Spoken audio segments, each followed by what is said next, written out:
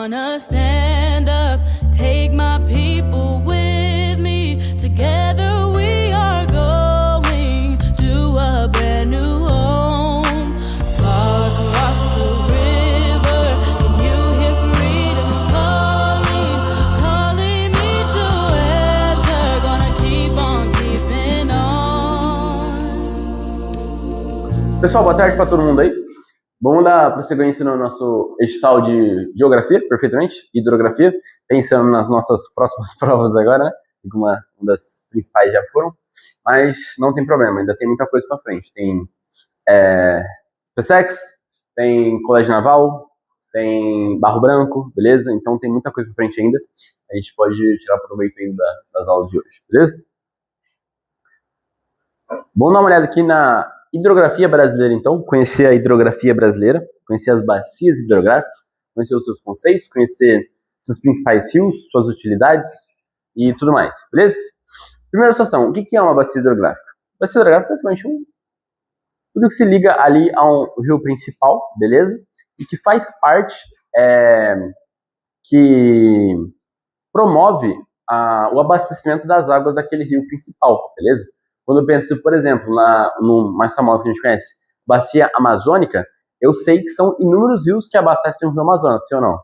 Exato? Então, basicamente, todos esses afluentes que vão abastecer as águas do rio Amazonas, as nascentes do rio Amazonas, o rio principal do rio Amazonas, a sua foz, as suas nascentes e os seus delimitadores, tudo isso está dentro da bacia hidrográfica do Amazonas, tá? Então, a gente vai poder basicamente conhecer todas as bacias hidrográficas que a gente tem no Brasil e conhecer esses termos que a gente tem aí no meio, beleza? Olhando aqui para essa imagem, aqui a gente sempre vai ter um rio principal, tá? Vai ser o rio mais representativo, geralmente as bacias hidrográficas elas recebem o nome daquele respectivo rio. Vou dar exemplo para vocês. Bacia amazônica, rio Amazonas. Tocantins e Araguaia, Tocantins e Araguaia. Bacia do São Francisco, São Francisco. Bacia do Paraíba, Bacia do Paraguai. Beleza? Então, sempre entra nessa mesma situação, de recebendo o nome dos principais rios, beleza? Então, não é muito difícil de notar essas situações, tá? Questões interessantes que eu noto com vocês aqui, ó, esses interflúvios. Eu já comentei com vocês algumas vezes, referente aos interflúvios. Interflúvios, eles também são conhecidos como divisores de águas. O que são esses interflúvios ou divisores de águas? Basicamente, é o limite territorial de cada bacia sedimentar, beleza? Pensando numa questão de bacia hidrográfica, tá? Pensando numa questão de bacia hidrográfica, a água, ela sempre tende a descer, né? Você viram, a água subir na montanha? Não faz sentido, beleza? Então, quando a gente tem regiões mais elevadas, regiões de relevo mais acidentado, geralmente essas regiões, elas delimitam as bacias sedimentares. Por que acontece? Se eu tenho uma região montanhosa em volta, o que vai acontecer com essa água que está no meio? A tendência é fazer o quê? Ela funilar por um rio só, certo? É basicamente isso que acontece. Quando a gente olha para essa imagem aqui, nota, essas regiões são mais elevadas, o que acontece com essas águas? Elas se afunilam e se concentram num único leito, num único rio, que é o rio principal, que é o rio Amazonas, tá? Esses são os exemplos, beleza? Então, isso aqui é comum, isso aqui sempre acontece. A interflúvio ou o divisor de águas, ele faz exatamente isso. Ele delimita a bacia hidrográfica. Tudo ali dentro abastece o rio principal, beleza? Todo mundo conseguiu entender isso aí? Então, interflúvio ou divisor de águas. Geralmente não aparece como divisor de águas, geralmente aparece como interflúvio. Por quê? Porque é um nome mais complicado. O pessoal não vai, interflúvio? O que é interflúvio? Tá ligado? Então, se aparecer, vai aparecer como interflúvio. Mas serve também como divisor de águas, que faz basicamente a mesma coisa, ok? Tem as nascentes dos principais rios ali também, são geralmente bastante importantes pra gente. Os afluentes. Afluente é um rio menor que deságua no rio principal. Aqui também nada demais, são rios menores dentro da bacia sedimentar que alimentam algum rio maior. Geralmente isso sempre acontece, tá? Outra questão também interessante, que já apareceu em prova, eu só vi uma questão que falava sobre isso, que é relacionada aos efluentes. Já ouviram falar sobre? Efluentes, alguém lembra o que é? Rio contaminado, perfeito. Ou córrego de água contaminado, ou água suja, que nós contaminou e jogou fora, beleza? Isso geralmente acontece próximo a grandes empresas, tá? Ou grandes indústrias. O que acontece? O pessoal contamina a água ali e ele não trata aquela água antes de devolver para a natureza. Então ele só escoa a água para o rio e aquele rio acaba ficando contaminado. Isso a gente chama de efluente, beleza? É um afluente, abastece a água do rio, sim, só que uma água poluída. Então a gente chama de efluente, beleza? Todo tranquilo? Efluente, afluente, são termos aí, conceitos que aparecem. Interfluvios também, um conceito que aparece bastante em provas. Esses são alguns conceitos mas algumas palavrinhas mais específicas, que conforme for aparecendo a gente vai batendo aí no geral, beleza? Outra questão também interessante é a própria foz do rio, tá? A foz é onde deságua o rio. Aqui eu quero dar um spoiler para vocês, um adiantamento para vocês. Todos os rios do Brasil, sem exceção, desaguam aonde? No mar, beleza? Todos os rios do Brasil, sem exceção, desaguam no mar. Desaguam para fora do território, para fora do continente, beleza? Tudo entendido? Para isso a gente dá um nome, a gente dá o nome de exorreico, beleza? Exo é para fora, reico é o tipo de drenagem. A drenagem acontece no mar, beleza? Como todos são para fora do continente, todos desaguam no mar, a gente chama de exorreicos. Todos os rios do Brasil, sem exceção, são do tipo exorreicos, beleza? Mas a gente vai falar mais disso aí também. Primeiramente, falando sobre o tipo de foz, existem 3 tipos, tá? Tipo estuário, o tipo delta e o tipo misto, beleza? O que determina um? A formação de cada um mesmo, tá legal? Não tem muita diferença não. A questão é o visual mesmo, a formação que se deu ali a foz onde está desaguando, beleza? Quando a gente tiver um curso de água único, a gente chama de estuário, beleza? Se eu tiver vários cursos de água se ramificando para ir depois desaguar no mar, a gente chama esse tipo de foz do tipo delta, beleza? Por que delta? Por que delta? Por que delta? Porque lembram um triângulo, beleza? E aí, perfeito, a gente chama de delta, ok? Foz de um rio formada por vários canais ou braços do leito do rio. E também existe a foz do tipo mista, beleza? Que é no caso aqui a foz do rio. Qual rio que é esse aqui? Rio Amazonas, perfeito. O Rio Amazonas, no Brasil, ele é o único que tem a foz do tipo mista, beleza? Eu tenho tanto a estuária quanto a mista, beleza? Quando a gente olhar para essa imagem aqui, o que está acontecendo nessa imagem? Onde que está do delta e onde que está estuário? Essa aqui de cima é qual? Delta. E essa aqui de baixo? Estuário, beleza? Como são do mesmo rio, a gente chama de tipo misto, beleza? Ou tipo misto, beleza? Então, basicamente isso daí. Tipo de drenagens, para onde que a água vai no final, né? Existem vários tipos de drenagem no geral. Pra gente aqui, pensando em Brasil, cara, só tem que saber que é exorreico, ponto final. Mais nada, tá legal? Mais nada. Só exorreico já resolve o problema. Mas vamos lá, vamos entender o que é cada termo que significa pra gente, tá? Endorreica, os rios que desaguam em outros rios ou lagos. Isso que geralmente acontece dentro do continente. Acontece no Brasil? Não, beleza? Exorreica, os rios que desaguam em mares e oceanos. E aqui agora sim? Perfeito. Todos, sem exceção, são do tipo exorreicos, beleza? Todos. Tem a reica também, que é os rios que têm toda a sua água infiltrada pelo solo ou evaporada. Isso aqui acontece com rios intermitentes, no geral. Geralmente acontece em regiões mais áridas, que no Brasil não vai acontecer.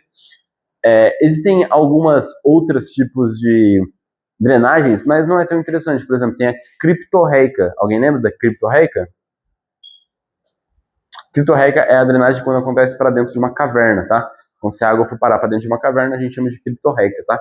Mas, de novo, no Brasil, o que interessa pra gente é que todas são do tipo exorreica. Então, não buscar se matando muito. Tudo exorreica, ponto final. Todo mundo entendido? Beleza? Questão interessante que eu sempre gosto de comentar: sentido jusante e sentido montante. Acho que eu comentei recentemente com vocês também. Sentido montante, eu tô descendo ou subindo o rio? Subindo. E a sentido jusante, eu tô descendo, perfeito. Geralmente, se resolver a subir e descer o rio, os montantes e jusantes seria basicamente os termos mais técnicos referente à situação, beleza? Então, bem tranquilinho também. Tipos de regime. O tipo de regime é o que abastece as águas do rio, beleza? Existem alguns tipos aqui, vamos dar uma olhada. Regime pluvial. Necessitam das chuvas para manter suas águas. 99% dos rios do Brasil são do tipo pluvial. as chuvas abastecem as suas águas. Tem um rio que tem uma exceção aqui. Vocês sabem qual que é?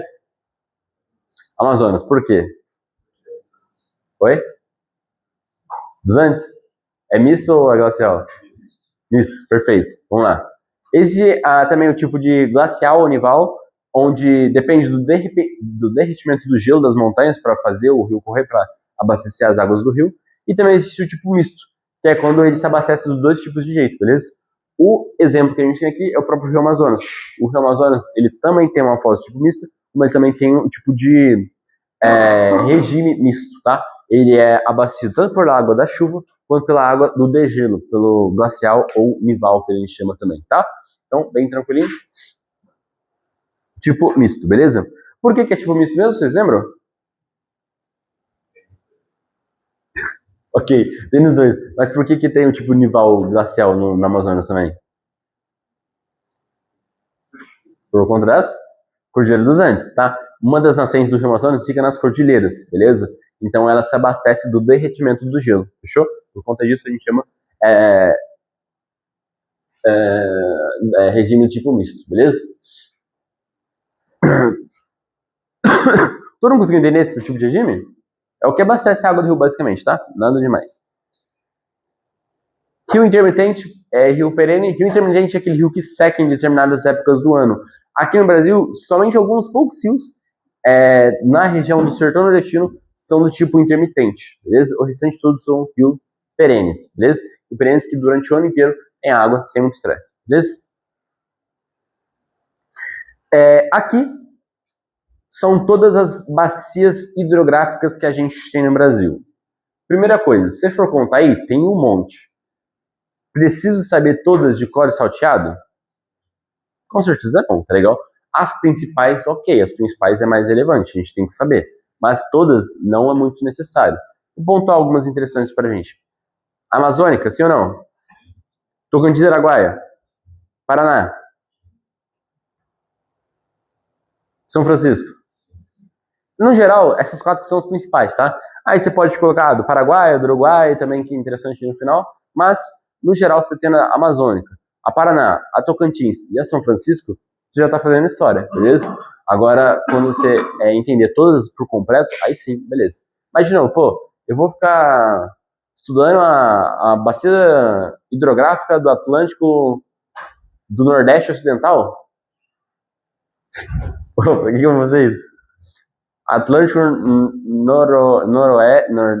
Noroeste? Oriental? Pô, tem uns bagulho esquisito ali. Não precisa, tá ligado? Que tipo de bacia hidrográfica eu vou ter lá? Não precisa ficar se matando com isso não, tá? Pensem somente nas principais mesmo. Aqui a gente tem o rio Amazonas, perfeito? Bacia hidrográfica do rio Amazonas. Lembrando, o rio Amazonas, ele surge da confluência de quais rios? Rio Negro e Solimões. Todo mundo tranquilo? Beleza? Ok. O Rio Negro tem a água mais escura, né? E o Solimões tem a água mais lamacenta, né? Marrom. Perfeito, exatamente.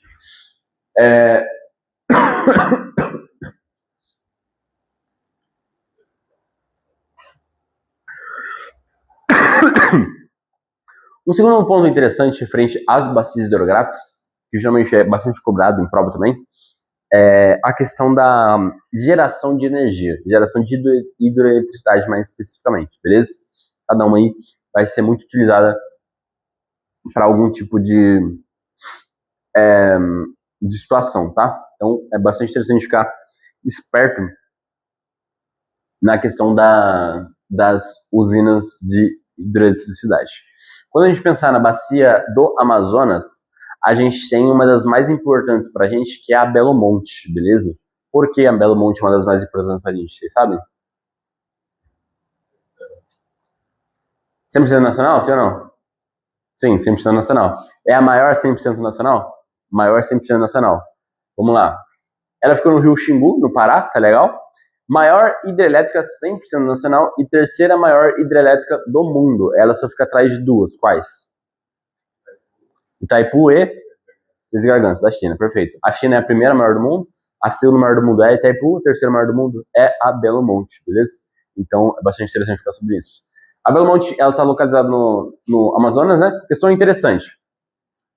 A Belo Monte, o projeto da construção da Belo Monte foi idealizado durante a ditadura militar. Porém, a construção da Belo Monte só foi finalizada na década passada, tá? Década de 2010 para 2000. Não lembro certinho agora, se não me engano, é 2016. Não vou lembrar certinho o ano, mas década passada é quando foi finalizada a construção da Belo Monte. Por que a Belo Monte ficou parada por tanto tempo? Vocês conseguem me dizer? Questões ambientais, sempre. Por quê? Pensou em Amazônia, você está pensando em questão ambiental, beleza? Então não tem como fugir muito disso. Pensou em Amazônia, pensou em questão ambiental. Todo mundo tranquilo? Então ficou parado muito tempo por questões ambientais. Mas hoje está funcionando 100% e é a segunda maior usina que a gente tem no Brasil. Outra questão bastante interessante também, aqui na bacia hidrográfica do Amazonas, a gente fala que a gente tem o maior potencial hídrico do país, beleza? Porém, a gente está aproveitando todo esse potencial? Não, beleza? Por exemplo, a Belo Monte é a segunda maior. Quem que é a maior? Itaipu. Onde fica Itaipu? Bacia do Paraná, beleza? A Bacia do Paraná, quando a gente for analisar, ela tem um potencial tão grande quanto a da Amazônia? Não tem, mas ela tem um potencial instalado muito grande, que supera o da Amazônia, beleza? E aí sim tem essa diferença entre potencial e potencial instalado, beleza? Não aproveitado e aproveitado, não faz do jeito que aparece aí no geral, beleza? Mas o maior potencial é a Amazônia, mas não está sendo aproveitado, ok? Por que o potencial da Amazônia é muito elevado? Você sabe me dizer? Muita queda da água, tá? Muita queda da água, principalmente nessas porções mais sul e ao norte aqui, ó. Essas porções aqui, ó, onde tem a maior parte das nascentes, elas são regiões mais de planalto, regiões mais elevadas, ou seja, muitas quedas de água, ok? Então isso propicia, isso facilita a instalação de hidrelétrica, beleza? Porque se aproveita da energia potencial, né, para gerar energia hidrelétrica, ok? Então isso é bastante interessante para a gente. Só uma última coisa, antes para a gente finalizar, a bacia do Amazonas é referente ao tipo da bacia. Se eu perguntar para vocês, a bacia do Amazonas é do tipo de planalto ou tipo planície? Planalto, todo mundo tranquilo? Por quê?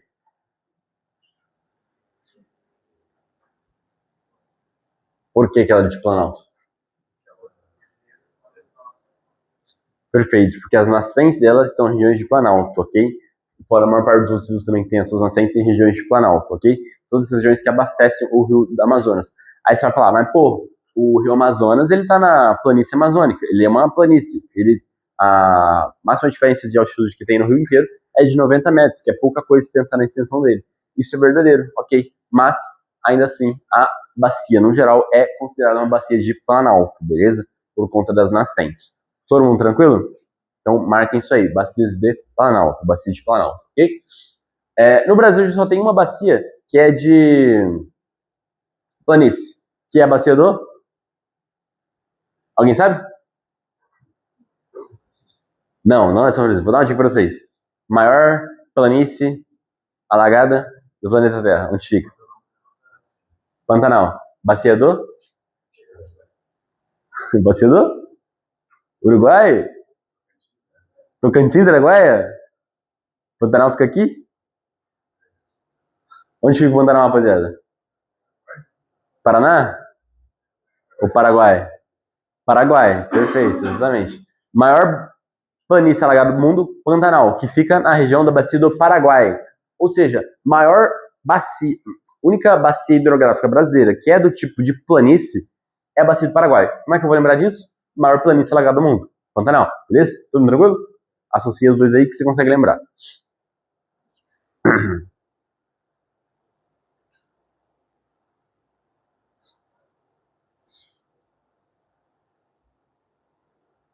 Prosseguindo agora, vamos para a próxima, que é a Tocantins Araguaia, beleza? Tocantins Araguaia, ela tem algumas questões interessantes. Ela é a segunda em volume de vazão de água, só perde para a Amazônia, tá? É a segunda em volume de água, perde somente para a Amazônia. Em volume de água, todos os rios perdem para a Amazônia, né? Questão, rapidamente. Extensão, qual que é o maior rio do mundo? Rio Nilo, segundo maior. Amazonas. Qual que é o rio com mais volume de água? Amazonas, beleza? Ponto final.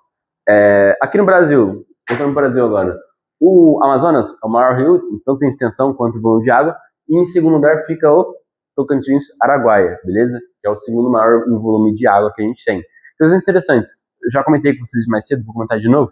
Geralmente, questões de turismo no Brasil, a gente está pensando em Tocantins Araguaia, mas, de novo, façam a análise certinho, que não é necessariamente Tocantins Araguaia que eu estou falando isso, tá? Pode ser qualquer um dos outros tipos de rio.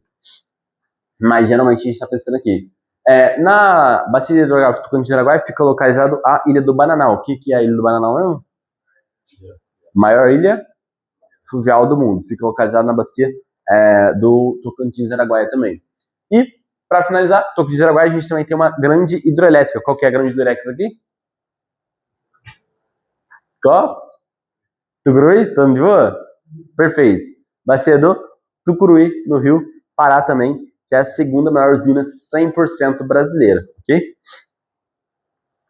E esse aqui, qual que é esse aqui?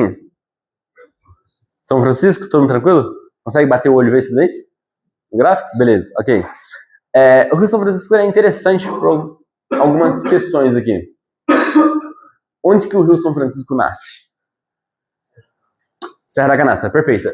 Fica no estado de Minas Gerais, no sudeste do Brasil, beleza? E ele deságua no nordeste. Por conta disso, ele é chamado de Rio da Integração Nacional, por ligar o sudeste ali com a região nordeste do país. Dessa forma a gente chama de Rio da Integração Nacional. Fora isso, ele também tem alguns outros nomes. Vocês sabem quais? O São Francisco, o que mais? Vamos lá. Velho Chico, o que mais? Rio da Integração Nacional e Rio dos Currais. Perfeito? Tem mais algum? Só esses aí, né? 4. Perfeito. Todo mundo lembra do motivo desses 4 nomes? Tranquilinho? Perfeito. Então, tranquilo. Geração de energia é importante? Sim ou não?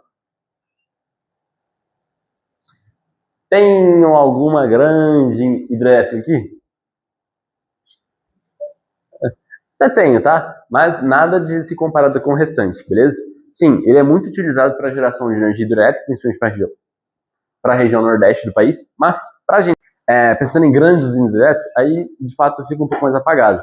Mas saibam que ele é sim utilizado para geração de energia elétrica e também tem bastante usinas hidrelétricas na região da bacia do São Francisco. Mas a gente não comente muito sobre, mas existem sim, beleza?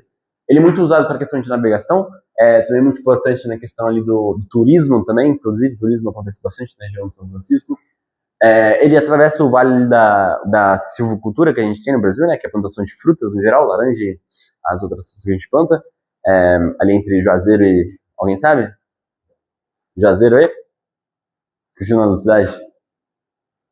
Que tem a plantação tem a silvicultura. É entre Juazeiro e alguma outra cidade, não lembro agora certinho o nome não.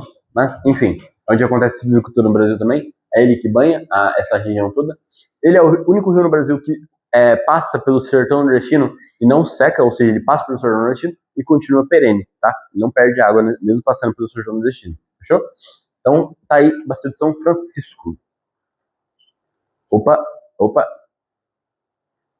Bacia do... Qual que é essa aqui? Bacia do Paraná, perfeito? Bacia do Paraná, característica da Bacia do Paraná. Tem Itaipu, ponto final. Beleza? Tem Itaipu, ponto final, vamos para a próxima. O que é Itaipu? Ou Binacional Itaipu? É uma usina hidrelétrica. É a segunda maior do mundo. O que mais? Dividido entre o Brasil. Perfeito. Ela é 100% brasileira? Não, binacional. Ela é dividida em quem? Brasil e Paraguai. Paraguai, né? Paraguai. Quantos por cento para cada? 50-50, ok? Válido? Sim, 50-50. Pergunto para vocês, a gente compra a energia dele, sim ou não? Sim. Se eu não me engano agora, cerca de 34-37% a gente compra da energia da binacional do Paraguai para consumo próprio aqui, tá? A gente usa muito mais que eles, então a gente acaba comprando essa parte deles aí também, beleza? Então, segunda maior usina do mundo, binacional, não é 100% nossa, é um projeto conjunto entre Brasil e Paraguai, tá? Para gerar essa energia aí, e parte da energia a gente tem que comprar do Paraguai por conta de que a gente consome muito, a gente precisa dessa energia. Então a gente acaba comprando a energia do Paraguai, beleza?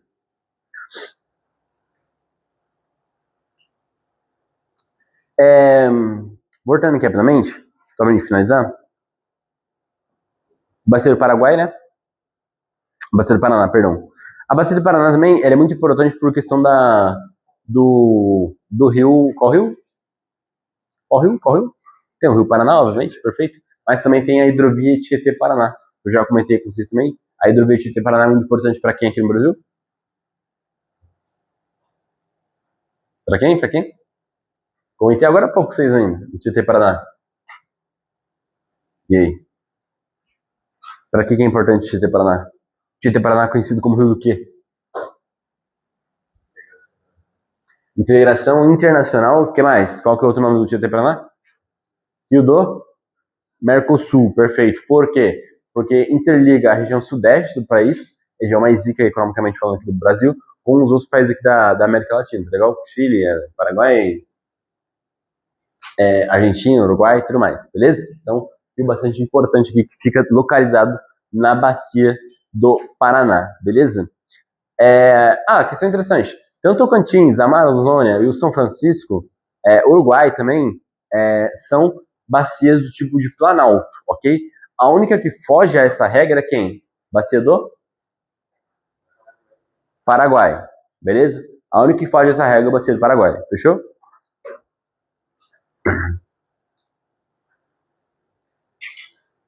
Só para finalizar aqui a questão das bacias hidrográficas, a gente tem a questão do quê? Dos aquíferos, beleza? Já ouviram falar dos aquíferos? Sim, sim. Vamos lá, rapidão. Aquíferos são basicamente reservas de água subterrânea, beleza? Água doce subterrânea, ok? No Brasil, existem dois principais, tá? Na verdade, existem infinitos, se a gente for parar pra pensar. Mas dois principais que a gente tem aí é o Alter do Chão e o Aquífero Guarani, beleza? Olhando visualmente aqui para os dois, qual tem mais água? Guarani? Sim ou não? Pô, obviamente, muito maior, muito mais espaço ali, mas acredite se quiser, o Alter do Chão tem muito mais água que no Aquífero Guarani. Alguém consegue me explicar o do porquê? Mais profundo, todo mundo concorda? Perfeito. Lembrando, como é que faz para um solo ser profundo? O que faz um solo ser profundo? O que faz o solo ser bem desenvolvido? Água. Todo mundo lembra disso daí? Que o maior processo formador, o maior formador do solo é a água. Então, quanto mais úmido, mais água estiver no local, mais profundo e mais desenvolvido vai ser aquele solo. Como a Amazônia é uma região muito úmida, extremamente úmida, a tendência do solo amazônico é ser o quê? Bastante profundo, bastante desenvolvido. Por conta disso, se formou um aquífero gigantesco debaixo da Amazônia. Qual que é a questão? Ele não é grande em extensão, mas em profundidade ele é muito, muito superior ao Aquífero Guarani.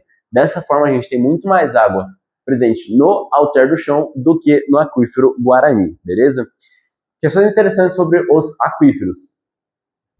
A água dele é limpa, sim ou não? Sim, a água do aquífero é limpa. Eu posso tomar, ela é própria para consumo. Eu posso pegar e tomar, posso irrigar, posso dar para os animais sem nenhum tipo de problema. Ela é própria e limpa para consumo, beleza? Ela é água potável. Só que ela sendo água potável, cria-se uma problemática em cima disso. Qual que é? Disputa, o que mais? Disputa simbólica, o que mais? Questão de? Tem que cuidar, né? Questão de preservação? Perfeito. É uma questão ambiental de preservação em cima do aquífero também. Por que acontece? Se eu abrir um buraco do nada e jogar um monte de lixo dentro do aquífero, eu vou poluir toda aquela água limpa, beleza? E como a gente tem um problema aqui com o Aquífero Guarani, qual é o problema do Aquífero Guarani? Mais que o Alter do Chão ainda.